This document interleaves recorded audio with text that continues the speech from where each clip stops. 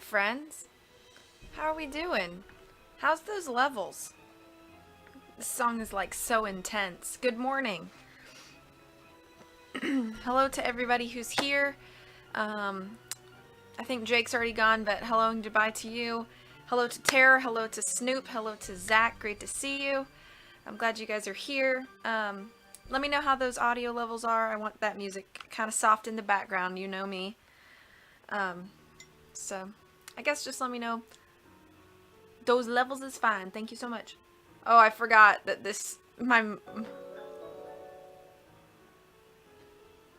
Good morning! Good morning, Paige. Thank you. Thank you so much for 7 months of subbing. Holy cow. I'm so appreciative. I forgot that my mug has me in a green shirt. It's my channel art with me in a green shirt, so the green screen is making me see through. Thank you so much for shouting out Paige. She definitely deserves it. Paige, aren't you leaving like today for Australia? That's so exciting. That's so exciting. I'm excited for you. Ow, I just kicked my desk. That was fun. You're sitting here patiently. Oh, okay. So you could see the facial reaction. That's fair, that's fair. Yeah, aren't you leaving? Oh, tomorrow. Okay, I thought you were leaving today. Tomorrow for Australia. I have a magic cup that holds liquid even though it's got holes in it. I will try not to hurt myself, thank you. So how are you guys doing? I'm gonna sip my coffee for a minute before I jump in because I need it.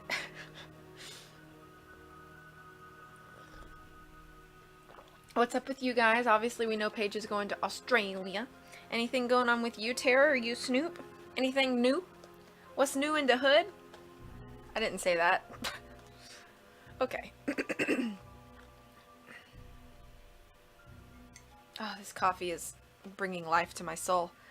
I can't stop watching that mug, yeah. The goofy green screen.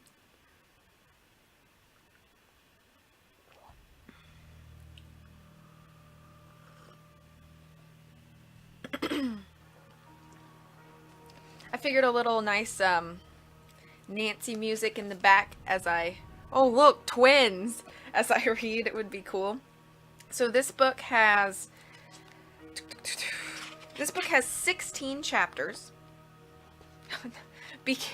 I do not trust the hood in your parts of the neighborhood or your city. Please do not do that. I would fear for your safety. I checked it with the I know, I just saw your message to me. I saw it when I woke up this morning. That would be so funny, Paige. It's definitely a rated R like show, so I do not recommend it for children. There's a lot of really crude humor in it. But as long as you're okay with that, then yeah, I would say that would be cool. So this book has 16 chapters in it, and since I do my traditional thing of breaking books into 3 parts, I'm probably going to read 5, 5, and then 6 for parts 1, 2, and 3. So today I plan to read 5 chapters, which is like 50 pages. So obviously, I've been reading Lemony Snicket through, or the Series Unfortunate Events series. I can never escape. You can never escape me. I just wanted to see you on my screen. Don't you do that anyway? So, as you guys know, I've been reading through a series of Unfortunate Events because that's my favorite book series, and I've been really enjoying that. But I also have been really enjoying collecting and reading the books that the Nancy Drew games are based off of, and reading those in chronological order of the games. So, I've read Secrets Can Kill book, I've read the Stay Tuned for Danger book, I've read the Message in a Haunted Mansion book, and now we will jump into the Treasure in a Royal Tower book. I think that's super, I think it's cool. Aw, hello Tomas, how are you? I mean, while I'm in the air. You could always buy the Wi-Fi and watch my streams. I'm just kidding. Thank you so much for shouting out to Moss. How are you doing, dear? It's great to see you. I hope you're having a good afternoon. With this super intense music. Alright, I'm going to go ahead and jump in. For those of you who are aware, reminder down here. For those of you who are new to my book streams, reminder down here. I don't stop in the middle of chapters to chat back with you. So please chat away. I want you guys to chat with each other. And, you know, whatever. And I'll just catch up on the chat in between chapters. Okay. Chapter 1. Trapped. Nancy Drew peered through the windshield of her blue Mustang. "Hey guys, this snow is something else," she said. "I can hardly see the road."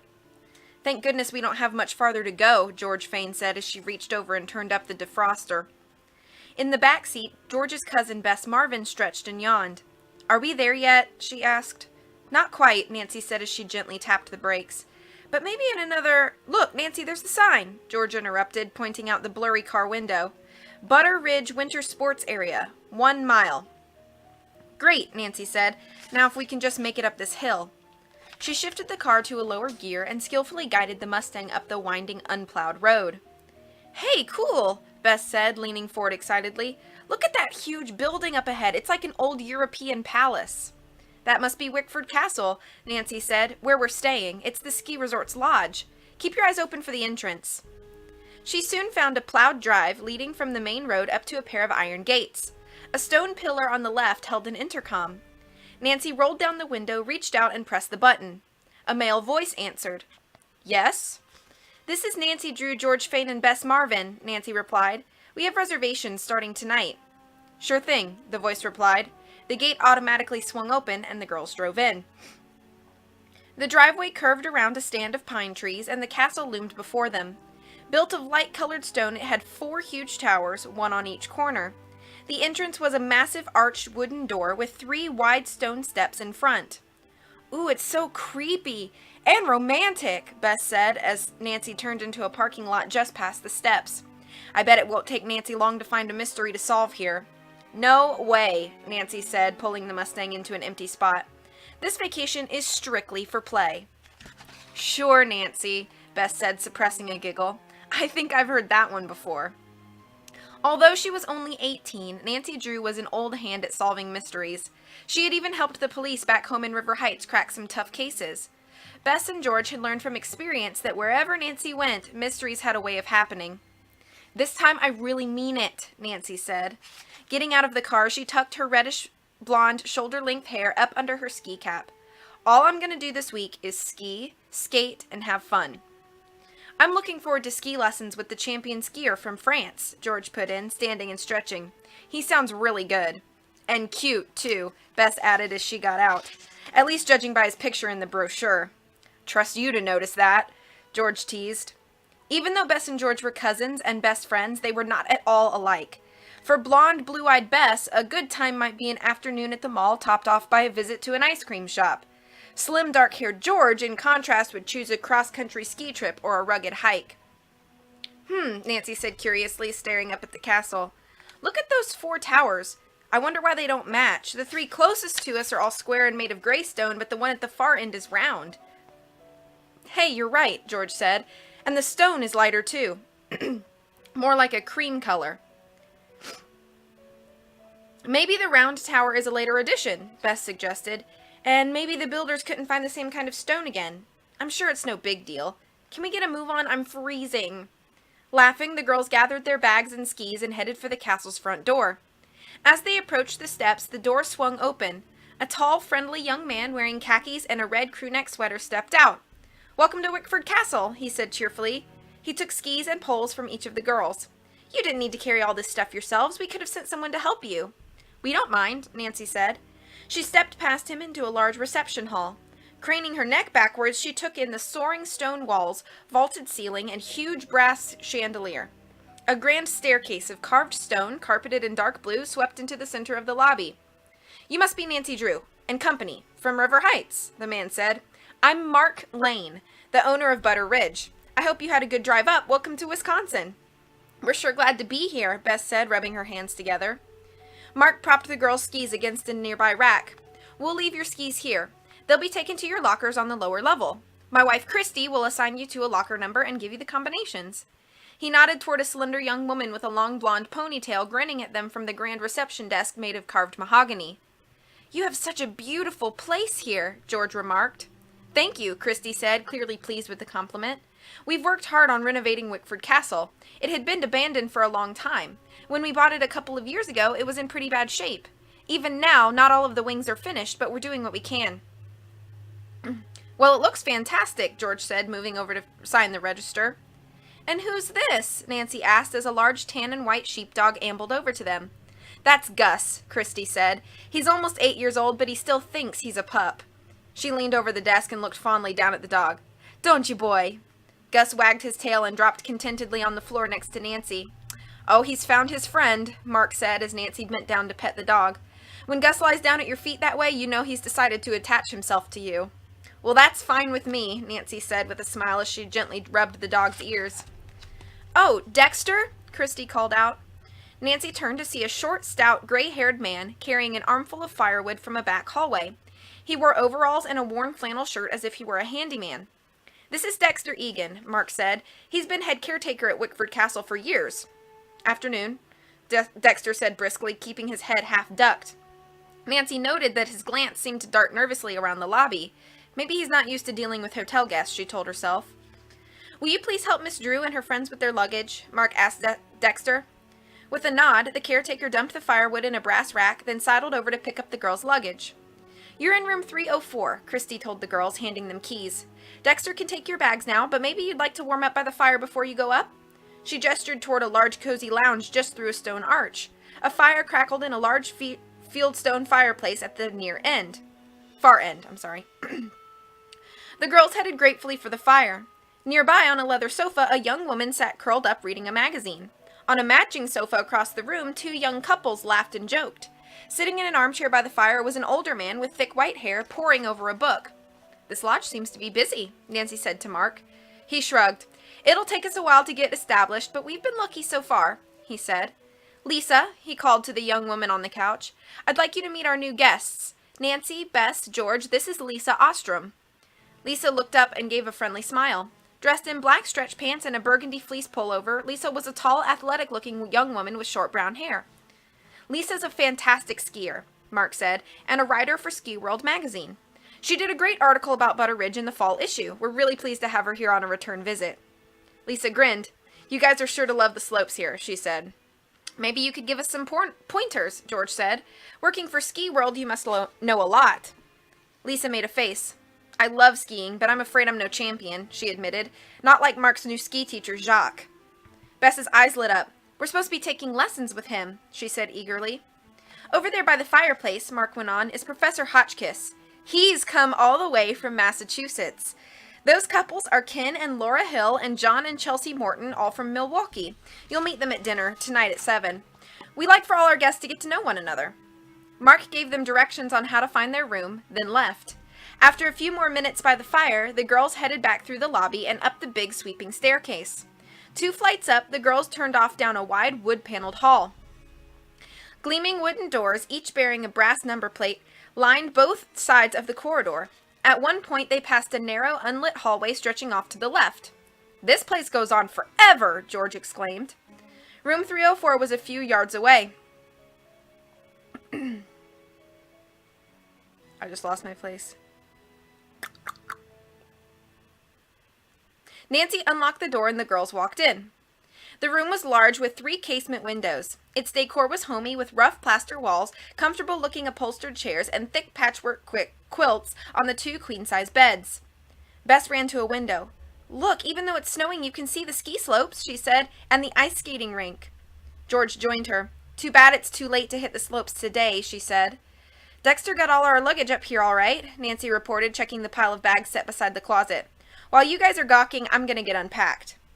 A few minutes later, kneeling beside her bags, Nancy frowned. What a bummer, she said. My ski goggles are in my boot bag, and I need to treat them overnight with this anti-fog spray. I'll bet someone's taken them down to the basement lockers by now, George said. Probably, Nancy said. I'll go down to the lower level and get them. Do you guys want to come? Not me, Bess said. I want to take a hot bath. I'll come with you, Nancy, George said. The two girls went back down the hall toward the main staircase. Hey, look, Nan, George said, pausing as they passed a half-open door. Here's some other stairs. If they go all the way to the lower level, this could save some time. It's worth trying, Nancy said. This place is so big, any shortcut will help. They started down the narrow, dimly lit wooden stairs. The 3 flights later, they came out onto a large, brightly lit room with a linoleum floor. This has got to be the place, George said. Tall black metal lockers lined the walls with rows of low benches beside them where skiers could sit to put their boots. Off to one side was a closed wooden door with the words Ski School Office printed across it.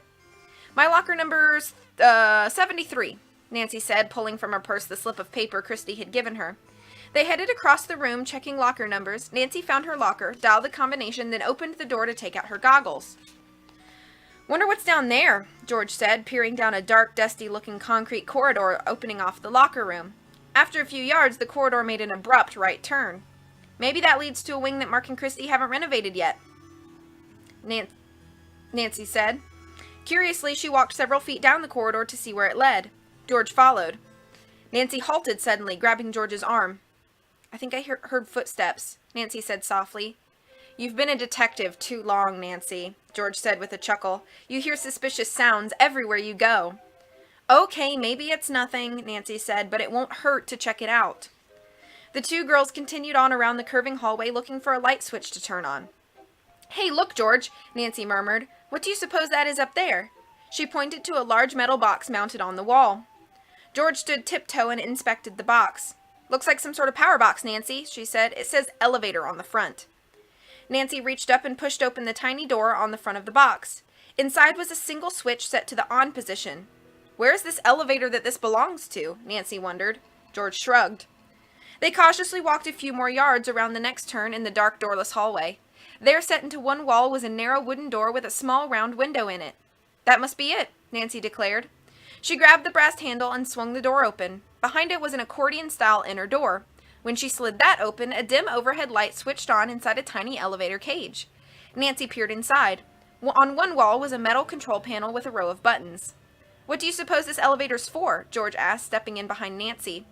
It may have been a service elevator, put in to help servants transport laundry, Nancy guessed, but now I suspect it's used by skiers going back and forth to their rooms.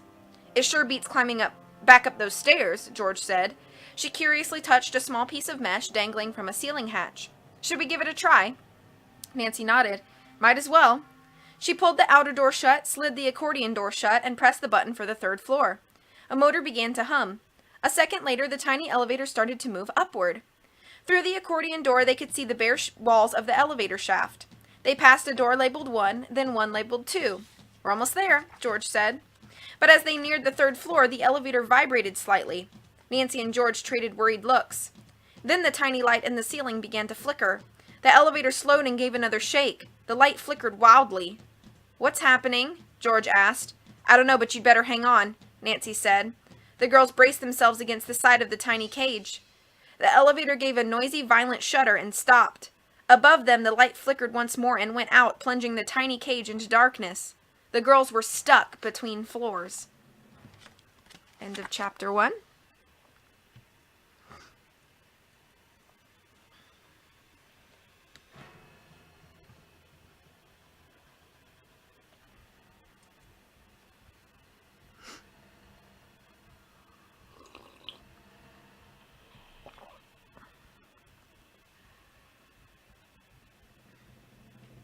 I've never read Fantastic Beasts or Harry Potter, sorry. I know that it's related to Harry Potter, so kudos to me, right? How dare you lie with arrows. That's okay. You better count the windows now, because you won't be able to count the front. You're not Dexter Egan. It's funny to me that Christy and Mark Lane are in, like, at the castle, because, like, Mark Lane isn't even in the game, and Christy Lane is in the game mentioned, but she's not there. So it's curious to me that they're there. He's actually doing his chores. Thanks, Sarah, for the update. Mr.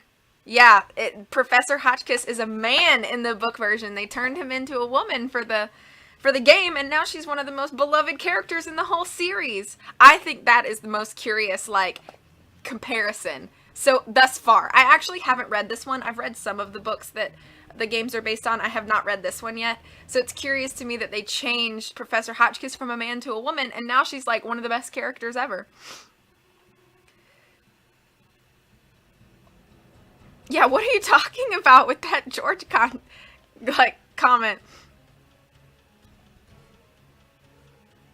Oh, I said that? Oh, whoops. Oh, sorry. LOL. You didn't sleep very much? That's alright.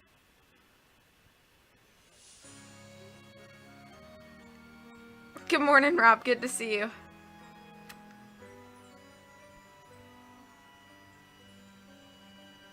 What's used for corpses?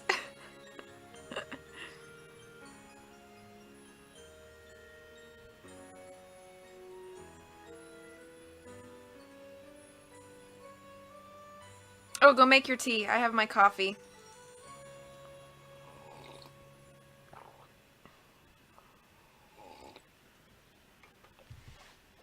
One moment. I will be right back. I'm not going far.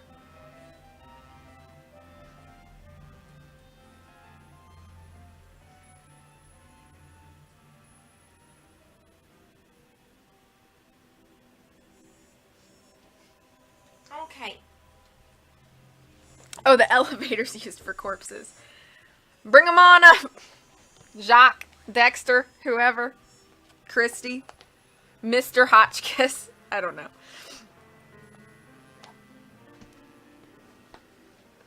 Okay. Moving on. Chapter 2. A Night of Surprises.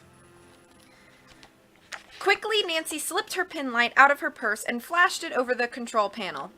Good, she said, an emergency button. She gave the button a push, but there was no response. She pushed it again, harder, and waited. Still no response. Great, she said with a sigh. Apparently the emergency button doesn't work. Well, we'll just have to figure out some way out of here. She ran the penlight's beam over the ceiling.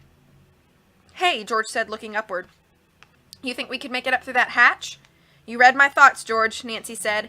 If we could get that mesh off, we probably could squeeze through. The elevator can't be too far from the third floor. If we go up through the hatch, then maybe we could reach the third floor landing. At least we could bang on the door and get someone's attention. Let's do it, George agreed. She reached up and gave the loose mesh a tug. It came off in her hands. Terrific, Nancy said, stuffing her pin light in her jeans pocket.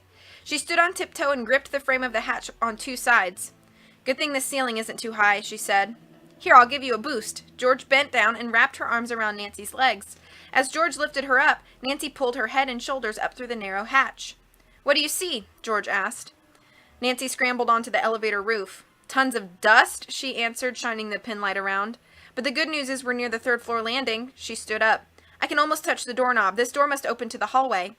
She reached up, hoping to grab the brass knob high above her. But just as her fingertips brushed it, her right foot slipped on some grease, sending her reeling against the side of the shaft.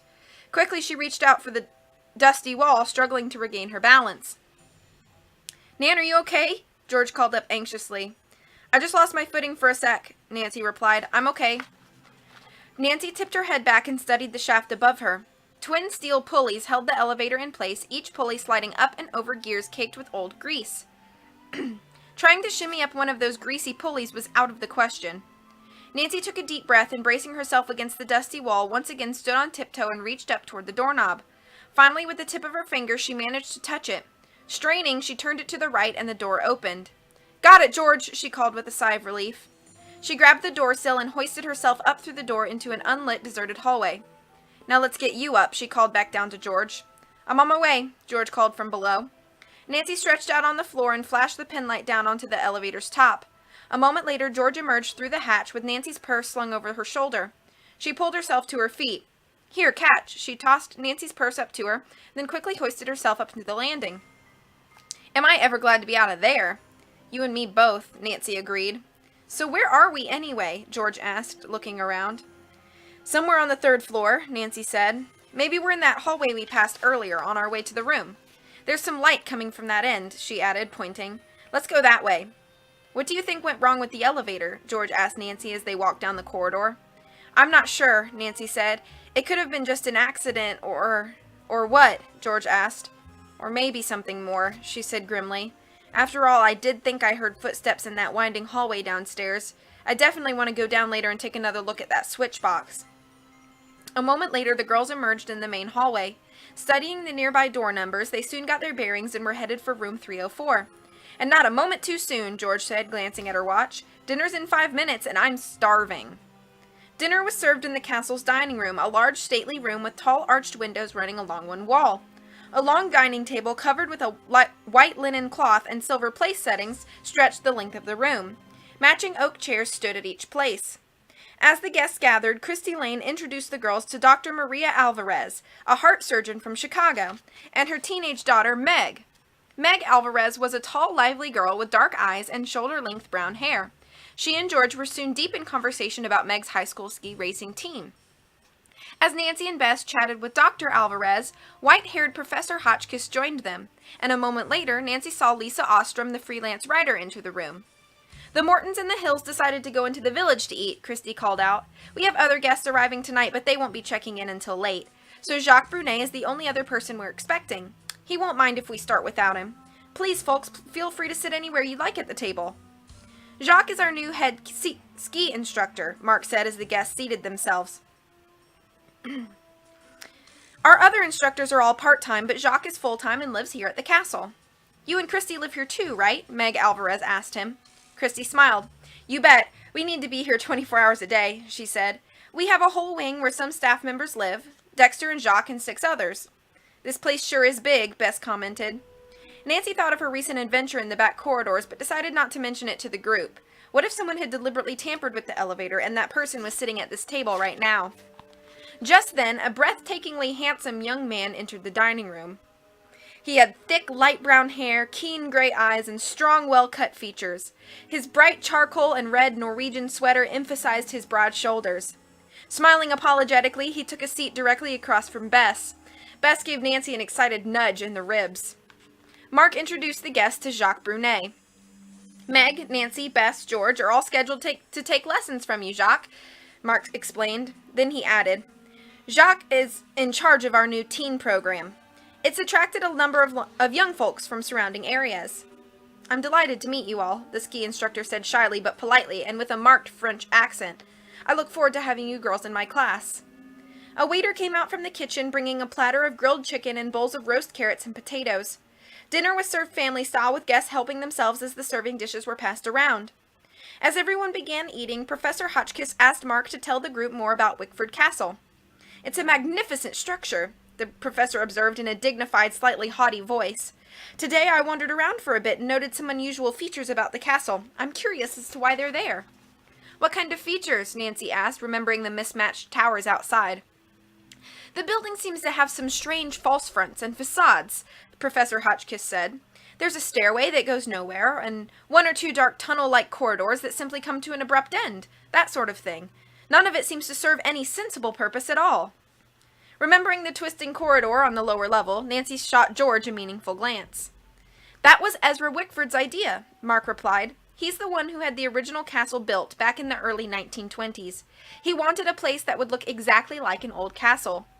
How interesting, Dr. Alvarez observed. At first we thought it was just his eccentric whim, Mark replied, but since buying the place we've learned that it wasn't uncommon back then. In the 1920s, wealthy people often tried to copy European palaces. Sometimes they would buy entire rooms or sections from a castle in Europe. They'd have these sections taken apart, imported over here, and reassembled in their own mansions. And that's what Ezra Wickford did, Dr. Alvarez said. Yes, Mark replied. In fact, he planned to import several more rooms. Some of those false fronts, Professor Hotchkiss, were built to lead to rooms that he never managed to buy. But other ones were designed to conceal the imported rooms. I don't understand, Lisa Ostrom said with a puzzled frown. Mark paused to help himself to the roast vegetables. Apparently, Mr. Wickford was terrified of robbery, he said. His mansion in Chicago had been burglarized a couple of times, so he built these dead-end passages to confuse intruders and hide the locations of the imported rooms. That's weird, Lisa murmured. How many imported rooms are there? George asked. Well, he imported the library from an English manor, Mark said. I can show that to you after dinner if you're interested. And he imported an entire tower from a chateau near the French Alps. That must be the tower on the north end, Nancy said, remembering the round tower. That's why it doesn't match the others. Mark nodded. Exactly, he said. In fact, there's an intriguing story about that tower. Can you tell us? Bess asked. According to local legend, Mark continued, the Queen of France, Marie Antoinette, used to visit that chateau during the French Revolution. Supposedly, she used the tower as her own private wing. Fascinating, Professor Hotchkiss said, leaning forward with excitement. French history is my specialty, you see, and Marie Antoinette's a particular favorite of mine. Well, Mark said, eyes twinkling, then you would find our tower room of interest, because the people in the town near the chateau believed that Marie Antoinette hid something of value in that room. She was executed before she could come back to retrieve it, and whatever it was never found. Neat, Meg Alvarez said. Can we see this room? Unfortunately, no, Mark replied apologetically. The round tower, or the Queen's Tower as we call it, has been sealed off for years. Eventually we hope to open it up and see what's there, but right now we just have too many other expenses. But there are other things in the castle from the same French chateau, Christy said. I can't speak words. Such as the mantel over the fireplace right here. Everyone turned to look at the dining room's grand fireplace. That marble is hand-carved, Christy said, and there's a whole set of rare French books up in the library. Mark will have to give them a tour after dinner. That sounds great, Nancy said. I agree, Dr. Alvarez added. Right after dinner, then, Mark said happily. And now the prize, Mark said, leading the guest on the tour down the ground floor hall with a high arched ceiling. The library. It's an extraordinary room with more than 2,000 books, all from the chateau in France. Some of these books are very old indeed. And all in French, too, I bet, Lisa Ostrom joked. Just my luck, I only took Spanish in high school. But the room itself is magnificent, too, Mark said as he opened the door. It comes from an 18th century English country house. Just take a look at the carved paneling. Mark reached over to switch on the lights. As light flooded the room, Mark froze with a gasp of horror. What on earth?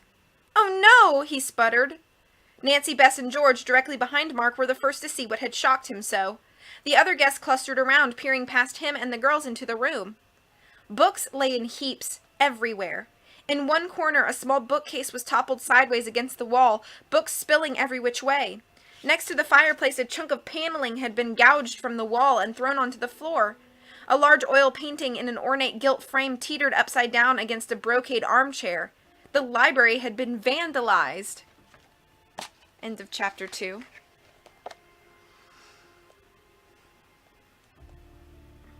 Mr. Hotchkiss just sounds so wrong. A non-accident this early? I don't have the paranoia that everyone's always trying to hurt or kill me. Oh, that's crazy. Pretty sure Alex hates me and will try to kill me in an elevator. Were there 50 chicken drumsticks? Cluck, cluck. The only Wisconsin Catholic worth a cred. Catholic. Friggin' snobby Americans stealing their true though. Can you imagine having the money to be like, yeah, a room from lol.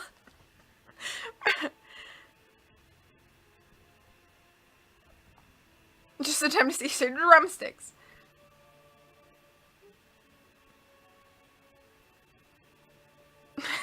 Library. There's a lot of in the library. Paintings upside down. What anarchy! Thank you for applauding.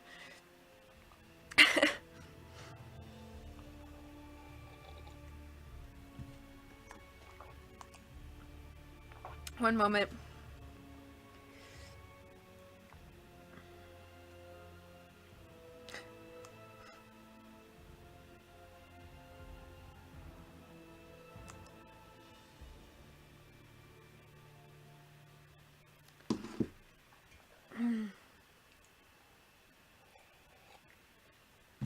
You're welcome for reading.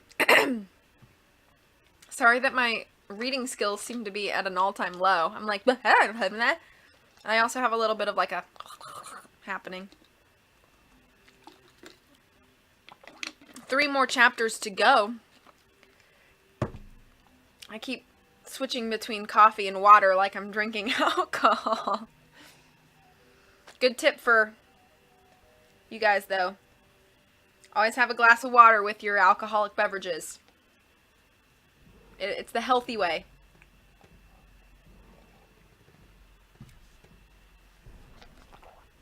Okay. Your reading aloud skills are always low? Twins, then. Actually, not to sound egotistical in any way, but since I like reading aloud and I've done it a good bit at this point, so I like to think that I have decent reading skills and I pride myself on them. That's not true, Terry. You're a wonderful book reader, and I enjoy your book streams very much. Alright, moving on to Chapter 3. Noises in the Night. Sounds like a song. Looking over Mark's shoulder, Christy cried out in shock. Why would anyone do a thing like this?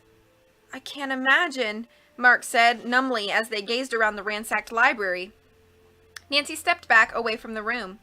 Maybe the best thing would be for all of us to leave, she said. If we touch things, we could destroy an important clue. That's a good suggestion, Mark said, pulling a ring of keys out of his pocket. I should just lock the place up and we'll get the police here in the morning. Mark and Christy backed out of the library. Mark closed the door, locking it securely. Dazed, the guests shuffled back down to the hallway in the lounge. Back down the hallway to the lounge. Some stayed there to chat while others went up to their rooms. Glancing around, Nancy motioned to her friends. Something really strange is going on around here, she said to them quietly. First, our little mishap with the elevator, and now this? Maybe we should volunteer to help Mark and Christy, George said. If only they knew they had a trained detective here under their roof. Nancy needed no urging. She spun around and headed for the front desk, George and Bess right behind her. Mark, Christy, Nancy said as the girls approached him at the desk. Could we see you for a moment? Of course, Nancy, Mark said, looking up wearily. Let's go to the office where we can sit down. He and Christy led the girls behind the desk into a carpeted back hallway, stopping at a door that stood slightly ajar. Here we are, he said, pushing the door open and gesturing for the girls to walk in. The office was a small, cozy room. A knee-hole desk faced the door, with 3 comfortable-looking chairs grouped next to it. A large picture window overlooked the ski slopes, brilliant white under floodlights at night. Gus the sheepdog rose from the corner where he'd been sleeping. He padded across the room to reach Nancy's side. Grinning, she reached down and petted his head. We'd really like to help you find out what's happened to your library, Nancy began. George, Bess, and I have some experience in detective work. There's never been a mystery in River Heights that Nancy couldn't solve, Bess added loyally. We'd be grateful for anything that you could do, Mark said, looking somewhat surprised. To begin with, then, Nancy said, when do you think the vandalism happened? When was the last time either of you were in the library? I haven't been in there in 3 or 4 days, Christy admitted. I was there yesterday right after lunch, Mark said. On Saturday. Everything was fine then. So the vandalism happened either yesterday afternoon or evening or earlier today, Nancy said. What about the guests? When did they check in?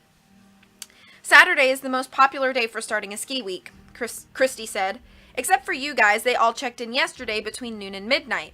She counted them off on her fingers. 8 guests. The Mortons, the Hills, Dr. Alvarez and Meg, Lisa Ostrom, and the professor. The times of arrival will be on the check-in list. 5 other guests all left Saturday morning before lunch. So 8 guests were here when the vandalism occurred, Nancy said. Who else might have been in the castle? On a weekend, there wouldn't have been anyone here for repairs or deliveries, Mark said. The castle's surrounded by an iron fence, Christy explained. The only way to get in is through the gate, which we monitor with video cameras. A shuttle bus from the village brings local people for sports, but they go to the ski hut or the skating rink or the snowmobile stand, never into the castle. What about the staff? Nancy asked. Only the housekeeper goes into the library, Christy said, and she cleans it only on Wednesday. No other staff member has any reason to go in there. But they still have access, Nancy pointed out. It would be a good idea for you to question all the staff members, learn their whereabouts from Saturday about noon on. I'd question them myself, but it's best if no one knows yet that I'm a detective. Mark and Christy exchanged worried glances. There's something else that you should know, Nancy, Mark added quietly. This isn't our first incident. You mean there have been other problems at Wickford Castle? Nancy asked. Like what? Peculiar things, happening at night, Mark said. Odd noises, mainly. And we can't figure out where these noises are coming from, Christy added. What kind of noises? Nancy asked. Thudding sounds, Mark replied. They seem to come from somewhere above us. I've searched the attic several times, but I just can't seem to find any explanation, and if guests start hearing them, it could put Wickford Castle right out of business. Christy finished his sentence. Nancy was quiet for a moment as she watched the young couple. They seemed genuinely upset, she thought. Her instincts told her that they were innocent of whatever was happening. I hope that it's not long before we get to the bottom of things, she said, standing up. We'll do everything we can, George added. Great, Mark said. Oh, one other thing, Mark, Nancy said. About the back elevator. Is it ever turned off? Not that I know of, Mark said, looking surprised. It isn't used much. Once in a while some skiers find it and go up in it. Why do you ask? George and I used it this afternoon, she explained. It stopped before it got all the way up to our floor. She threw a glance at George, silently warning her to downplay the incident. It probably needs a checkup, Christy said. I'll see to it. Anyway, thanks for your help, Nancy. Let us know if you need any information. Sounds good, Nancy said. After saying goodnight, the girls left and headed back to the library. Lobby. I'm sorry. They were at the library. They were in the office. They went to the lobby. The lobby. Hey, Nancy, George said. Do you still want to go back down to the basement to check out that elevator switch box? Definitely, George, Nancy said. In the lobby, the girls found a wide flight of steps leading down to the locker room. They strolled down, trying to look as casual as possible. After crossing the brightly lit locker room, they entered the dark back hallway and turned the corner to find the switch box. Shining her penlight on the metal box, Nancy opened its small door and flashed the light inside. Look at this, she said as the others peered over her shoulder. The switch says off now, but when we got on the elevator this afternoon, George, that switch was set here next to the arrow that says on. Someone must have come along and turned the elevator power off, George said, and it must have been while we were on our way to the third floor. Do you think it was the same person whose footsteps you heard, Nancy? Possibly, Nancy said. But why would anyone turn the power off on you guys? Bess asked. To scare us, maybe? Nancy said. Someone may be afraid we'll find out something they'd rather keep secret. Well, let's check to see if it's working okay now. Nancy flipped the power switch back to on. Then the girls went around the corner and pushed the wall button to summon the elevator. Up above, the elevator made some low grumbling sounds, then slowly came back down the shaft. It's working fine now, George said, pushing open the door. Even the light is on. I still think I'd rather not ride back up in that thing, Bess said with a shudder. I'll pass too, Bess, George said. Getting stuck once was enough for me. She shut the door and they headed back toward the locker room. Returning upstairs, the girls wandered to the lounge to see if any guests were still hanging around. They found no one but Meg Alvarez huddled forlornly in an armchair in front of the TV set. Hey, Meg, George said. What's up? Just getting up my nerve to go upstairs alone, Meg explained. My mom turned in an hour ago.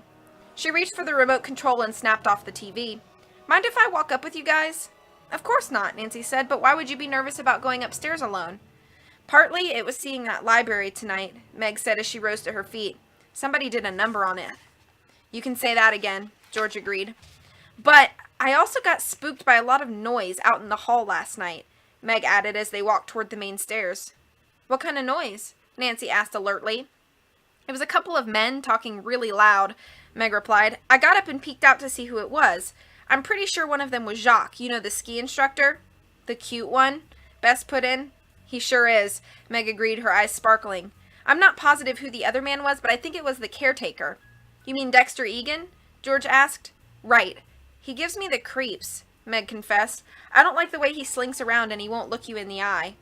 Oh, I think he's just shy, Bess said sympathetically. Could you tell what they were arguing about? Nancy asked as they reached the second floor. No, I couldn't, Meg said. Well, this is where I turn off. Our room's just a couple doors down this hall. Hey, everyone, what's going on? The girls turned in surprise. Lisa Ostrom was coming down the hall wearing a flannel sleep shirt and a colorful snowflake pattern robe. In one hand, she carried a large towel. We were just talking about all the spooky stuff that's going on here, Bess said. Yeah, isn't it something? Lisa said, laughing as she rubbed her wet hair with the towel. Secret rooms, hidden treasures, and now a mysterious vandal in the library! Next, they'll be asking us to believe that this castle is haunted. But you saw how the library was messed up, Meg said, her voice quavering. Somebody really did that. Probably someone on the staff who didn't get enough of a raise, Lisa said skeptically. Well, good night. See you on the slopes tomorrow. See you, Meg echoed. She followed Lisa down the second-floor hallway while Nancy and the cousins climbed up the stairs to their floor. In the middle of the night, Nancy woke up with a start. Somewhere in the distance, she could hear a strange, steady thumping noise. In the bed she shared with Bess, George stirred and then propped herself up on one elbow. What's that? She asked groggily. I'm not sure, Nancy said, sitting up, but I wonder if it's the same noises Mark and Christy told us about. She slid out of bed and grabbed her jeans from a nearby chair. Let's check it out. They quickly roused Bess from her side of the bed. All three girls pulled on some clothes, Nancy got her pen light, and they stepped cautiously into the hall. Small lighting fixtures mounted on the walls provided a soft, low light. I can still hear that thumping, George said quietly. It sounds like it's coming from this way. She pointed away from the main stairs. The girls quietly began to walk in that direction. A few doors down, the hallway ended with another corridor going off to the left. Nancy tried to picture how the lodge's floor plan fit into the exterior layout. This could be heading toward that round tower, Nancy whispered. The one Mark called the Queen's Tower? Bess asked. Yeah, Nancy said. At any rate, this is where the thudding sounds are coming from. Come on, let's see where the hallway goes. The girls crept down the narrow hall. Eerie, colored moonlight filtered through stained glass windows along one wall. But on the other wall, there were no doors or arches leading to any rooms. I think we're getting closer, Nancy said, snapping on her pen light. The girls stopped and listened. The sounds were louder now. It's like someone's hammering, George said. But look ahead, this hallway ends right here, Bess said, pointing forward. Nancy flashed her light in that direction. And there's nothing there, no doors, no stairs, it just ends. This must be one of those hallways to nowhere that the professor was talking about. Listen, George whispered, clutching Nancy's elbow. The thudding noises have stopped. But now I hear something else, Bess said, right on the other side of that end wall. Nancy hurried over to the end wall and put her ear against it. She listened intently.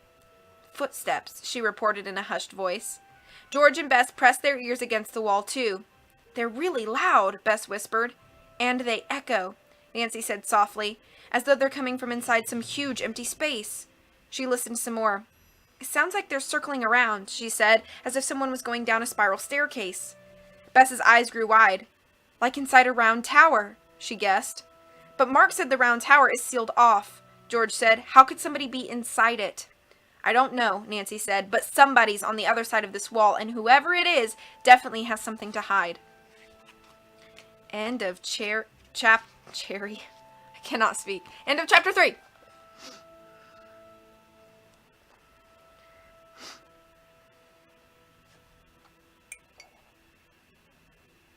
Let's all go to the lobby. Let's all go. Lobby. Too many libraries. They were in Wisconsin. I need to learn a lot, Paige. Life is a learning experience. Library. We should have a library count. I would not get up for that. I probably wouldn't even wake up. The Castle Soda Pop Machine. We love you! This is true. That's what I do when I'm scared. I clutch people's elbows. You said that. End of Cherry. I almost said cherry. Chair 3. Cherry 3. Chapter 3. This book is so good. Yeah, I know. It's pretty good. I'm experiencing this for the first time with you guys. I'm very happy. Thank you for the applause. I'm on page 34. And I'm going to about page 50. So I only have like 15 pages left to read. For today, obviously. Let's all go to the lobby. That's now in my head now. Let's all go to the lobby.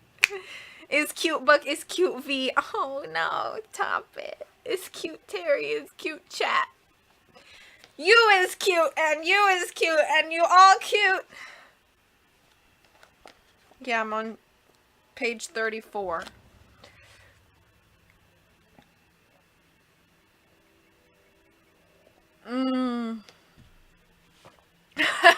I didn't know there were 30 There's lots of pages.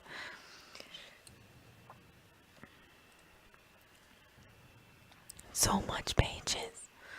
So many. I should just read the rest of the book.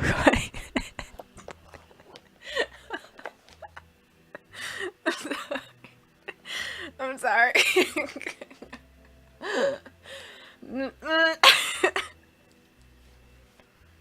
That's not creepy, right? Okay. I like made myself uncomfortable.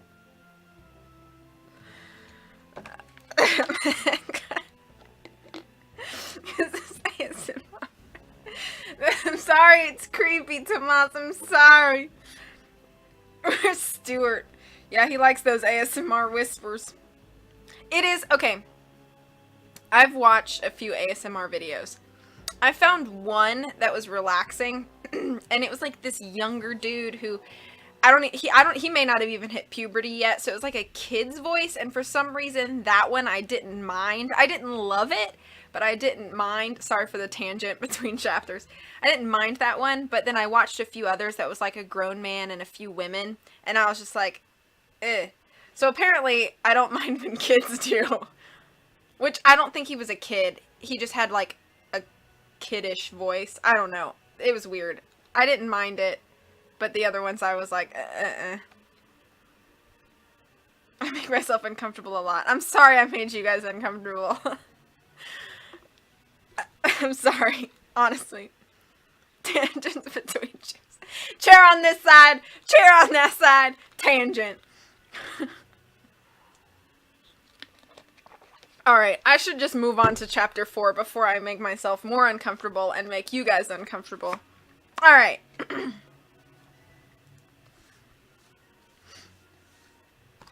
Chapter 4. A Day of Adventure.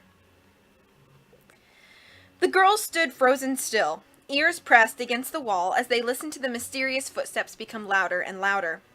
Then gradually the steps began to fade into the distance. The three girls drew deep breaths. "Let me check something," Nancy said softly. She faced the end wall and gave it a firm tap with her penlight. Then she went to the side wall with the stained glass windows and did the same. "Just as I suspected," she said. "The end wall has an entirely different sound. Hear the difference?" She tapped each of the two walls again. "Compared to the wall with the windows," George said, "the end wall has a hollow sound." "Right," Nancy agreed. "The side wall is an exterior wall. It separates us from outside. Exterior walls are heavier and have a thick, duller sound. But walls that separate inside rooms are thinner and have a more hollow sound." "So there's a room on the other side of this wall," Bess said, "like the Queen's Tower." "I think you're right, Bess," Nancy said. With no place else to go, the girls started back down the corridor. "But I don't get it," George said. "Even if the Queen's Tower is on the other side of the wall, how could anyone be walking around in there?" "Mark said it was sealed off." "Maybe someone found a way in, one that Mark doesn't know about," Bess pointed out. "Could be," Nancy said. "Tomorrow let's ask Mark for the castle's floor plans. Then we'll look for an entrance to the tower. A hidden entrance." Monday morning after breakfast, the three girls met Meg Alvarez by the lockers to wait for Jacques Brunet. Nancy had warned Bess and George not to mention the noises they'd heard last night. There were plenty of other things to talk about, though. "I can't believe how gorgeous Jacques is," Bess was saying with an exaggerated sigh. "To die for," Meg agreed. "You know who he reminds me of? Do you watch that soap opera on..." Just then the ski school office door opened. Jacques stepped out, wearing a sleek, bright purple piece... Wow. Jacques stepped out wearing a sleek, bright purple one-piece ski suit and a matching stocking cap with a long tassel. Blah, blah. "Ready for your lesson, ladies?" he said with a smile. The girls nodded and gathered round. "First we'll go to the top of the mountain," Jacques explained. "There I will watch each of you ski and get an idea of your skill levels. So let's go outside, get our skis on, and head for the lift." Outside, the girls quickly put on their skis and tramped over to the triple chair lift. Each girl waited her turn to get on. Nancy, George, and Meg shared one of the 3-seat hanging chairs suspended from an overhead cable. As the cable moved, the chair glided through the air toward the top of the small mountain. Beneath them, the ski slopes, white and fresh from yesterday's snow, were dazzling in the morning sun. "This snow is awesome," Meg said, looking down. "I can't wait to lay down those first tracks." "I'm with you, Meg," Nancy said happily. "Where's Bess?" George asked, twisting around in her seat to look behind her. "Guess," Nancy said, giggling. "She's riding up on the lift with Jacques." George groaned. "Why am I not surprised?" "Well, the guy is totally cool," Meg said. "You've got to admire her taste." Soon all 4 girls and Jacques met at the top of the mountain. The girls lined up on a short slope and each made a run, while Jacques watched. When they had finished, he said, "Meg and George, you two should work on your racing skills. Nancy and Bess, you could use some more time on your parallel turns." Jacques arranged to work with Meg and George first for an hour, then after a cocoa break, he'd spend the final morning hour with Nancy and Bess. Bess watched wistfully as Jacques swooshed off with George and Meg. "Hey, look at that trail," Nancy called out to distract her. "It goes around to the back of the mountain. Let's try it." "Sounds good," Bess replied. A moment later, the girls were sailing down the mountain's back, winding in and out of tall, snow-covered pines. Shifting her weight from ski to ski, Nancy carved long, graceful arcs through the fresh powder. Though it was her first time skiing that season, she soon felt herself relax into an easy, natural rhythm. It didn't take long for Bess to get caught up in the fun either. She laughed happily as she snowplowed to a stop beside Nancy, who had just halted. "What's up?" Bess asked. "Look down there, through the trees," Nancy said, pointing toward the bottom of the slope. "Is that Dexter Egan walking through the snow? He's heading toward that shed over there." Bess nodded. "It looks like him," she said, "but I thought he worked inside the castle." They watched as Dexter disappeared inside the shed. "That looks like where the machinery that runs the back ski lift is kept," Nancy mused. "Oh, well, maybe he's doing repairs. I guess it doesn't matter. Come on, Bess. I'll race you to the lift." "You're on," Bess called. The 2 girls took off, picking up speed as they raced down the slope. Trooping through the lobby after a full day's skiing, the girls were met by Gus the sheepdog. His toenails clicked on the stone floor as he ran to nuzzle Nancy's hand. "That reminds me, guys," Nancy said. "I should find Mark and Christy and see what happened when the police checked out the library." Bess, exhausted, slumped against a great carved post at the bottom of the main stairway. "I guess you want us to come with you?" she said reluctantly. George chuckled. "I'll come," she offered. "Anything to avoid climbing stairs with these sore muscles." The 3 girls went down the small hallway behind the desk and tapped on the office door. "Come in," they heard Christy call. Christy was sitting alone at the desk as they entered. "Any news from the police?" Nancy asked. Christy shook her head and sighed. "They didn't turn up any clues," she said, "and they didn't seem very concerned, unless we can prove it's a robbery. They asked me and Mark to check to see if anything was stolen, but we haven't had time yet. Frankly, we don't even have a list of all those books. Something could be missing and we would never know."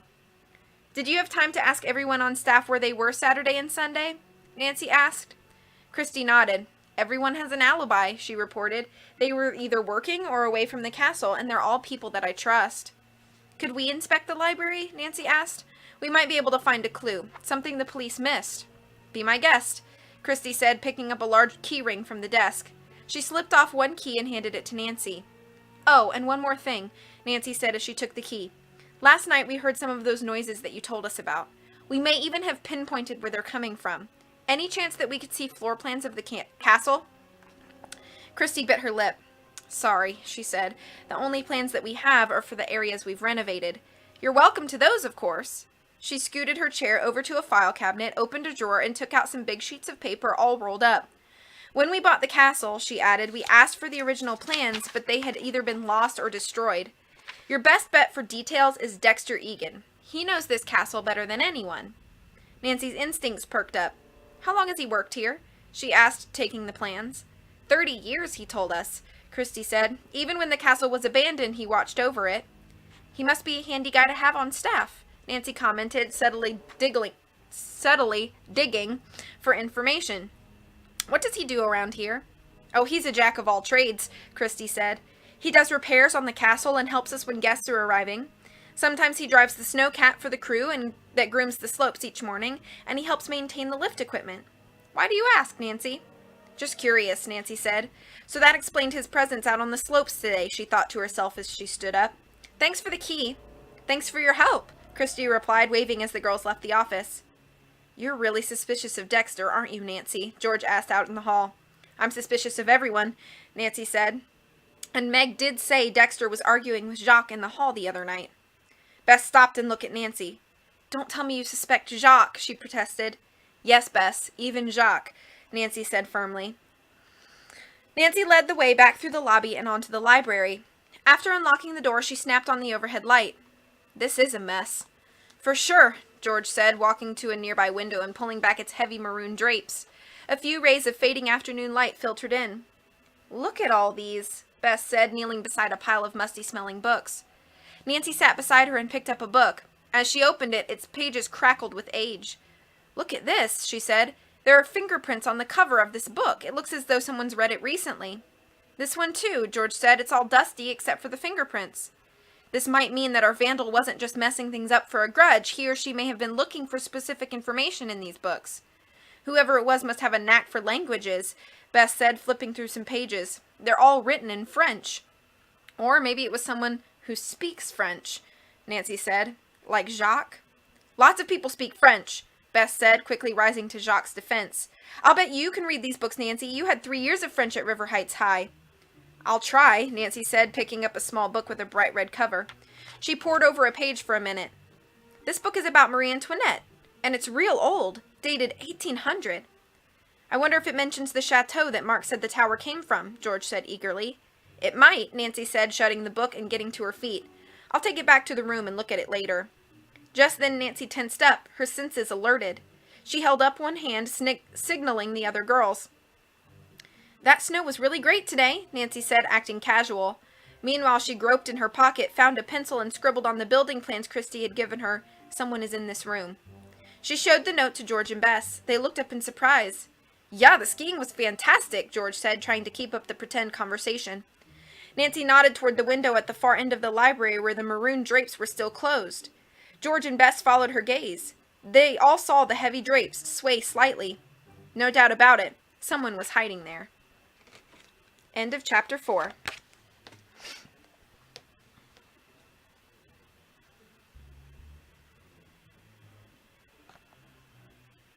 Cheer for hype. Oh my gosh, Terror. My tangent. Thank you. Could the hidden entrance be in the library?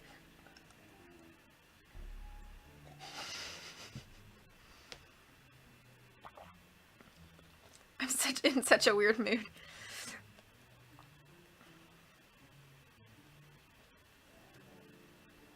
I went skiing once. It did not end well for me. My first time skiing was pretty bad. I've been skiing 4 times. I haven't been since I was a teenager, though. We used to go once a year with my youth group growing up. So I went skiing 4 years each year in high school. I liked it a lot. I was not great at it, but I liked doing it. The first year was pretty bad, though.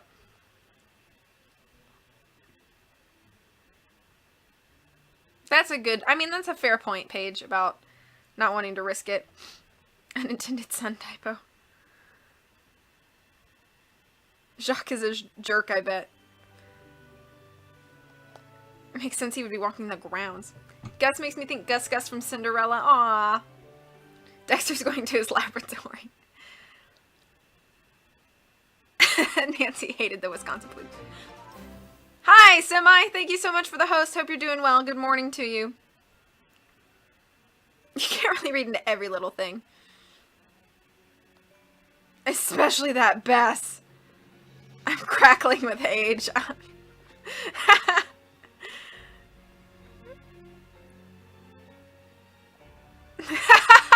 Oh my gosh, Tara, that would be a terribly sad, like, Nancy Drew mystery. Ned dates Nancy just to throw her off. Is actually a killer. My nose is kind of runny today. I'll be right back.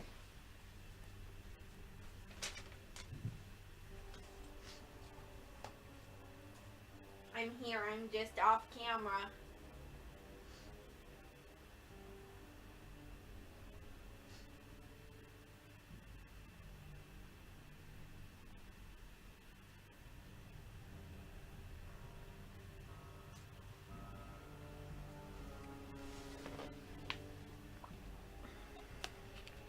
Hello, Shannon.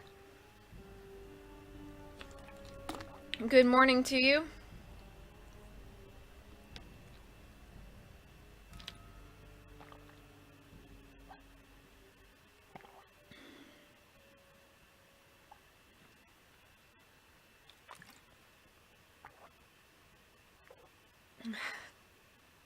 Good for you, Semi. You forgot where you were going with that.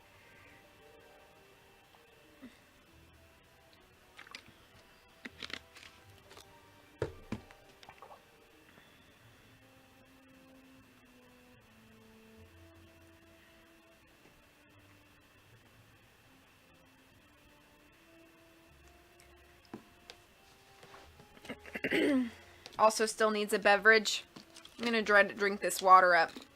Feeling a bit dehydrated. It's probably all that talking.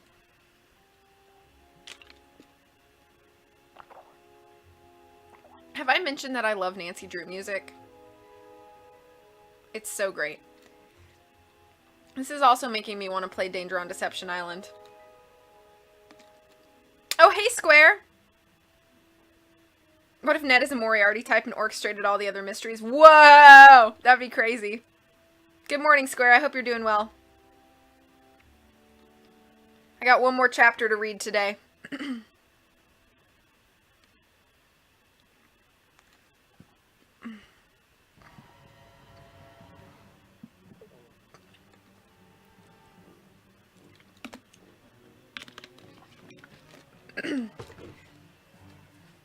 Alright. We're gonna jump into one more chapter. Chapter 5.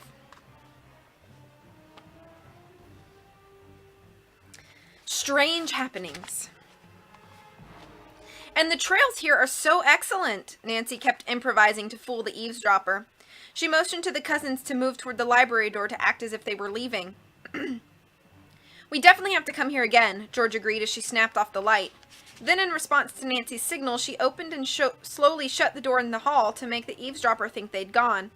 The girls then ducked behind some nearby armchairs and waited. Nancy peered through the twilight that fell through the partly open drapes, straining to hear any sound, but everything in the library was still. Then, from the far end of the room, she heard a soft, rustling sound. A figure slipped out from behind the drapes and paused for a second. The girls waited tensely, not daring to breathe. A flashlight snapped on. The figure began to cross the room, running a beam of light wildly up and down the hall. Nancy strained to make out the person's face, but the small bright beam from the flashlight threw the figure behind it into shadow. Suddenly the light hit the large gouge in the wall paneling and stopped there. The figure moved closer to the gouge and flashed the light inside it. He or she reached inside the opening as though searching for something. At last the figure moved away from the wall. Still sweeping the flashlight along the floor, the person headed toward the door to the hall. Then the person hesitated and stopped, turning back to look at the library. Once again, the flashlight beam ran slowly across the floor, along the walls, and then lingered on the armchairs that Nancy and the cousins were hiding behind. The girls crouched, not moving. Nancy's mind raced, considering strategy. Should she confront the person, she wondered? If she did, she would find out who it was and maybe why that person was in the library, but if she did that, she reminded herself whoever it was would then know she was investigating the case. And if this was the person who vandalized the library, he or she would be careful not to let Nancy learn any more information. Revealing herself as a detective was not a wise idea, Nancy decided. It was too important that she keep her cover, at least for now. The flashlight's beam roamed once more around the room and along the walls. Nancy sat quietly, scarcely breathing. She desperately hoped that the light would not settle on either the cousins or her. Finally, the figure turned and opened the door. The glare from the hallway light hit the person's face. Nancy caught her breath. It was Dexter Egan. He stepped out into the hall and closed the door. Bess started to move, but Nancy touched her arm, signaling her to wait.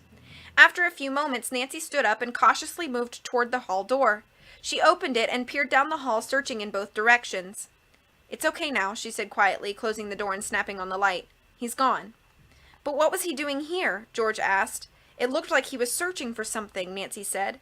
"The question is, what?" She walked over to the large gouge in the wall, rose on her tiptoes, and peered in. "Let's see if there's anything in here," she said, reaching in and fumbling around. The vandal had dug through the thick wood panel into the plaster wall behind it, making an opening roughly 1 foot long, 4 inches wide, and 7 inches deep. "No, there's nothing in here but splintered wood and crumbling plaster," she said finally, pulling out her arm. "But maybe Dexter thought there was something," Bess pointed out. "Or he could have already found whatever was there and taken it with him," George added. "Either way," Nancy said, "if Dexter was our vandal, why would he come back to look in the hole again? The vandal probably had plenty of time to look when he ransacked the library in the first place. Unless he was surprised in the act then," George suggested. Nancy sighed. "That's true," she admitted. "There's so many factors we don't know. Maybe we need to approach this from a different angle." "What do you mean, Nan?" Bess asked. "We keep asking ourselves who ransacked the library," Nancy explained. "Maybe it would help instead to ask ourselves why." Glancing around, George's eyes lit on the large oil portrait lying upside down against a nearby armchair. It showed a gray-haired man in a black suit with a fierce expression on his face. "I guess this picture originally hung over that spot where the gouge is," George said. "Maybe the vandal thought that there was a wall safe behind it, a place to hide money or jewels. Mark did say that old Ezra Wickford was paranoid about being robbed. It makes sense that he would have lots of hiding places built into the castle." Nancy shook her head. "A wall safe would be a box built into the wall, with a door and a lock on it," she said. "There's nothing in that wall but rough plaster." "If the vandal was looking for a wall safe," Bess said, looking around the room, "why did he or she mess up all the books, too, and why stop to read some of the books?" Nancy shook her head, feeling baffled. "Listen, guys, I don't think we'll learn anything more here tonight," she said. "Let's head on back to our room. We could all use a hot shower, I'm sure." Picking up the red book about Marie Antoinette, she led the way to the door. As the girls left the room, they snapped out the light and locked the door behind them. When they returned to the office, Mark was there instead of Christy. "We were just looking for clues in the library," Nancy told him, laying the library key on his desk. "We didn't find much, I'm afraid. Do you mind if I borrow this for bedtime reading, though?" She held up the red book. "Help yourself," Mark said. "We like our guests to read our books while they're here." "You might as well straighten up the library so guests can use it again," Nancy told him. "There's no need to keep it off limits anymore." "Great," Mark said, relieved. "Do you know yet why the room was vandalized?" "Someone was definitely searching for something," Nancy said, "though I'm not exactly sure what, and I don't know whether the vandal found it or not." Mark shook his head, clearly puzzled. "Do you have any idea who it was?" he asked. "I can't prove who did the vandalism," Nancy said cautiously. She turned to make sure the office door was shut before she added, "But someone was in there today, acting very suspiciously." "Who?" Mark asked. "Dexter," Nancy said. "We must have surprised him when we came in. He hid behind the drapes. He doesn't know that we saw him. Does Dexter have a set of keys to every room in the castle?" "Yes, he does," Mark said, sounding worried. "But he knew the library was supposed to be off limits. He's always been trustworthy." "And he may still be," Nancy reassured Mark. "But even so, I'd like to get a bit of information about him. For example, Christy said that even when the castle was abandoned, Dexter stayed on here as caretaker. Do you know why or who was paying him during that time?" "I assume the former owners were paying him," Mark replied. "That's just what he told us when we hired him." "I see," Nancy said thoughtfully. "What about his background? Where is he from?" "He told us he'd lived all his life in the village of Butter Ridge," Mark said. "I have to admit, I really don't know much about him. He sort of came with the property. He was taking care of things when we bought the place, and we just kept him on. We never asked him for references. I'm glad you told me about finding him in the library. I'll have a little talk with him and see just what—" "Wait a minute, Mark," Nancy interrupted. "It might be better if you didn't talk to Dexter about the library. At least not yet. We still have no proof he was the vandal, and I don't want word to get out that I'm investigating the case." "Agreed," Mark said as the girls started toward the door. "I won't mention any of this to Dexter until I get the okay from you." That night after dinner, Nancy sat cross-legged on her bed, poring over the red book. "I'll never figure this all out," she said. "My French is too rusty." "How about asking Professor Hotchkiss?" George asked, looking up from the castle's plans. "He's an expert in French history. I bet he knows French." "He probably does," Nancy said thoughtfully. "But I'm not quite sure about him. I just don't understand why he's here." He's here to ski," Bess replied, "just like we are. I saw him out on the slopes today." "Yes, but why here?" Nancy persisted. "He's from northern Massachusetts, near where they have some of the best ski slopes in the country. So why travel to Wisconsin for a ski vacation? It just doesn't add up." "Good point," Bess said. Then Nancy suddenly sat up straight. "What's that sound?" she asked. Bess and George fell immediately silent and turned their heads to listen. A woman's voice rang through the outside hall, followed by a fierce, muffled banging. "Let me out!" the woman was calling frantically. "Please, somebody help me!" The loud banging echoed again in the hall. "Somebody!" she called. "Please help! I'm trapped!" End of chapter 5. Let me catch up.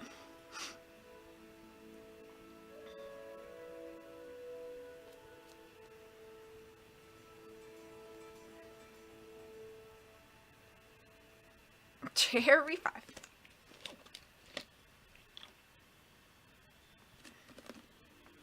Now I'm craving. Is 9 a.m. too early for a pina colada? If it's virgin, sure.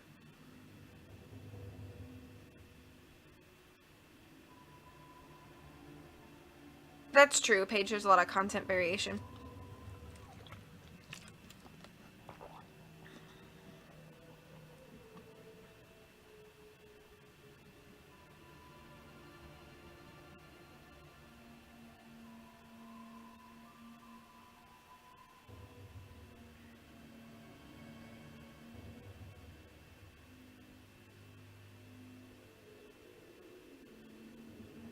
Hearing V keep saying Meg makes me laugh. It's great that there's a Meg. What?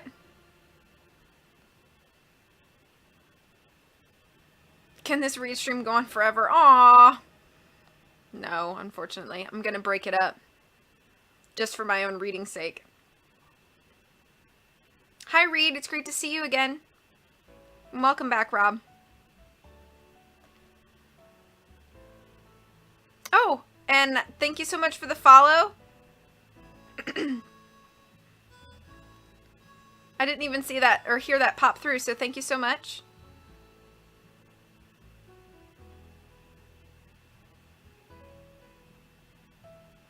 Watching this in class, well, be careful.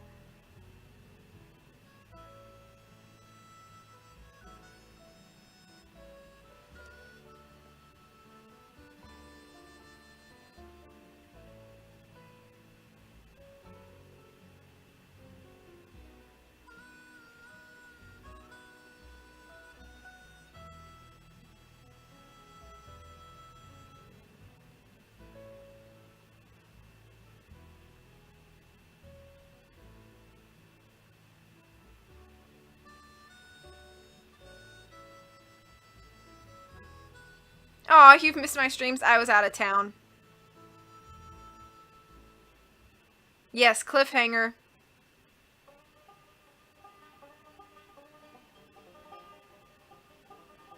Aw, Shadow Ranch music, yeah. Aw. Twixie can sleep on through. Okay, so that's all I'm reading for today. It's only 11:25. That only took an hour and 25 minutes. I have lots more time, so I have a few options. I can take a quick break. I can come back with a few things. I can come back with Pokemon Picross. I could come back with, I'm trying to think of what else I feel like doing. I could come back with Pokemon Picross. I wouldn't mind possibly doing a little bit of Pokemon Emerald.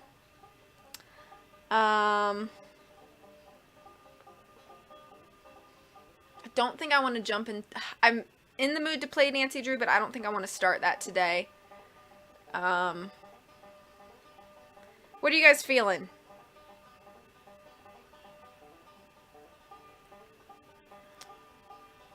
For a little bit. Thank you for complimenting my reading.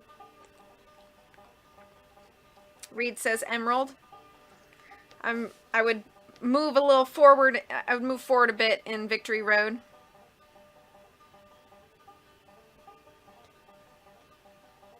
Bye, Snoop. Thank you so much for being here. I really appreciate it. I hope you have a great rest of your day.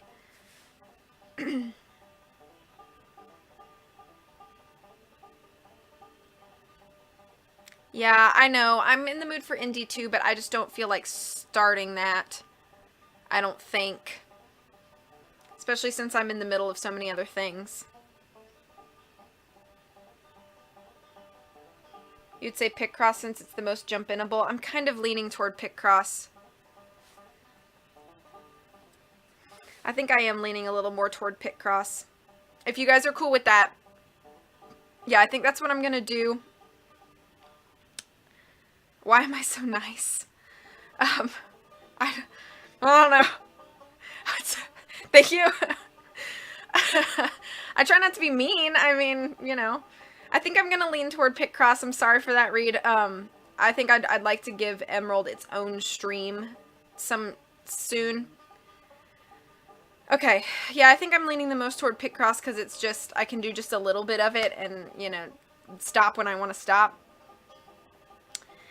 Alright, I will take a quick break. I'll see you guys back here in about 10 to 15 minutes. Go take a water break or a snack break or a lunch break, even if you're on the East Coast like I am.